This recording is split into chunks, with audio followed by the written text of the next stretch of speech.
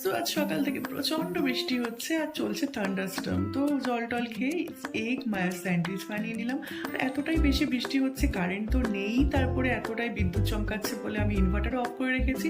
হঠাৎ কারেন্ট আসে, তখনই স্যান্ডউইচটা গ্রিল করে ওপরে চলে গেলাম, গিয়ে একটু বৃষ্টিটা এনজয় করছিলাম আর দেখছিলাম যে কত বৃষ্টি হচ্ছে। আর লাঞ্চ টাঞ্চ করে আবার উপরের ব্যালকনি থেকে দেখছিলাম ট্রেনগুলো পুরো ওভারফ্লো হয়ে গেছে।